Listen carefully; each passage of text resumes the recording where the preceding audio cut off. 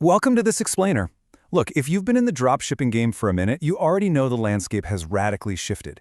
We are tackling the harsh realities of dropshipping in 2026, and spoiler alert, we are absolutely not in the era of cheap traffic anymore. With ad costs skyrocketing, hyper-competition everywhere, and algorithms that literally punish inefficiency, the old strategy of just throwing things against the wall to see what sticks, yeah, that's a one-way ticket to a zero balance. So today we're diving deep into how you can stop burning your hard-earned budget on dead-end products and how to start making smarter, completely data-driven decisions that actually protect your margins. So let's kick things off with a very direct and honestly, probably a slightly painful question. How much money have you already lost testing products that simply went nowhere? Really think about it. Think about that classic TikTok made me buy it product. You know the one, maybe it was a sunset lamp or some posture corrector that looked totally amazing on your feed. You got super excited, threw together a quick landing page and launched an ad. And hey, that ad actually got a ton of views. But then you check your Shopify dashboard. You're sitting on $500 in ad spend and literally $0 in revenue. Then you try another product and another. The visceral pain of watching your budget just drain away while you're constantly asking yourself, where are all these winning products everyone talks about, is a universal experience in this industry. Because here's the massive trap we all fall into with modern e-commerce, equating high engagement with actual buyer intent. We see a viral video, and boom, we immediately think we found a winner. But likes, comments, views, those are just vanity metrics. Real demand is the only thing that actually matters. A product can easily rack up 1 million views just because the video is funny, or shocking, or oddly satisfying to watch, and it can still be a terrible, highly unprofitable business. What you really need to know before you spend a single dime of your budget is the conversion metric. Is there actual, tangible buyer demand behind that product? Are people physically pulling out their credit cards, or are they just scrolling right past for their next dopamine hit?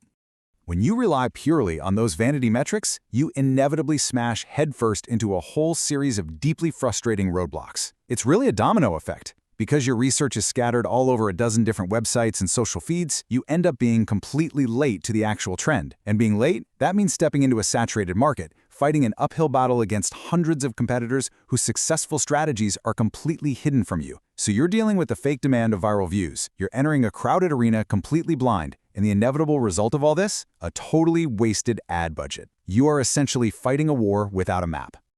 Now, the true expense of hitting these roadblocks is way higher than we usually like to admit. When you test a product that honestly should never have been tested in the first place, things get wildly expensive. Because the actual price of a failed test isn't just the wholesale cost of the item, or even just the wasted ad spend. It's the hours you spent grinding on the creative work. It's the tedious effort of your store setup. And most importantly, this is crucial, it's the massive opportunity cost. Think of it like this. Every single hour you spend trying to force a bad, saturated product to work is an hour someone else in the market is using to capture a new, highly profitable trend. Your lost time is quite literally their financial gain.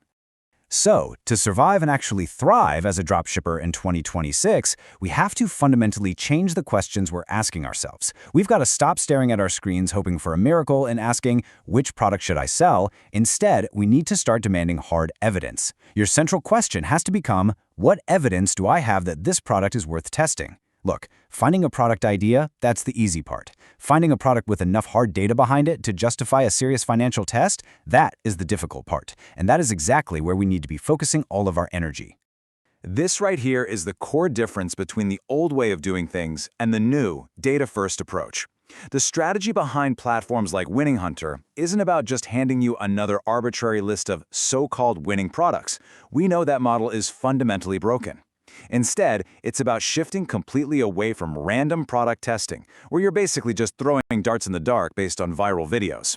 The modern approach moves you into a system of validating ideas using consolidated market signals. It's about bringing the research of the product, the ads, the competitors, and the stores all into one centralized place so you can see the whole picture before you ever make a move.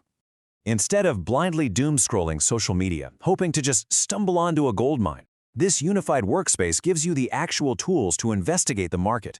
We're talking about utilizing features like Store Explorer, store tracking, and really comprehensive ad research across Meta and TikTok. Plus, it integrates advanced elements like Magic AI, which essentially uses artificial intelligence to instantly spot patterns in ad fatigue and engagement, right alongside deep trend analysis. By leveraging these tools, you can analyze active campaigns, investigate how they're genuinely performing, and use powerful filters to zero right in on the opportunities that legitimately deserve your attention and your cash. So how exactly does this play out in practice? Well, it boils down to a super clear 5-step validation workflow. Step 1 is finding potential products through current market signals and ad research, rather than just guessing. Step 2 is checking the product and its advertising activity. And crucially here, you're looking for sustained ad spend over weeks, not just some random one-day spike. Step 3 requires investigating the competing stores to verify if they're actually getting real traffic and moving inventory. Step 4, look for signs of genuine demand and growing interest, just to ensure the market isn't already tapped out. And finally, Step 5, checking the level of competition. You establish actual demand and deeply assess competitor saturation way before you even think about building a landing page or filming an ad. Okay, let's be totally grounded here for a second. We are not predicting the future with 100% certainty. No tool, no software, and no strategy out there can guarantee that a product will magically print money. But hey, that isn't the point. The goal of this entire data-driven workflow is to ensure you're making highly informed decisions. Think of data as a shield. It's not going to deflect every single arrow, but it puts up a vital heavy layer of protection around your core budget. You only deploy capital when the market signals strongly suggest a high probability of success, massively mitigating your everyday risk. Now, when you analyze the economics of these research tools, which typically sit around $50 to $80 a month, you really have to weigh that recurring cost against the very real expense of just one single bad product test. Like we talked about, we've all been there, dropping hundreds of dollars over a weekend on an ad set that completely flops.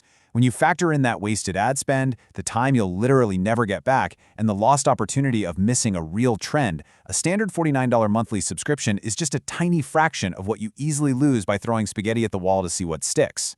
So as we wrap up, the real question isn't whether you can afford to integrate a research tool into your business. The real question is, how much are you already losing by guessing? Making decisions without enough research is hands down the most expensive mistake you can make in e-commerce today.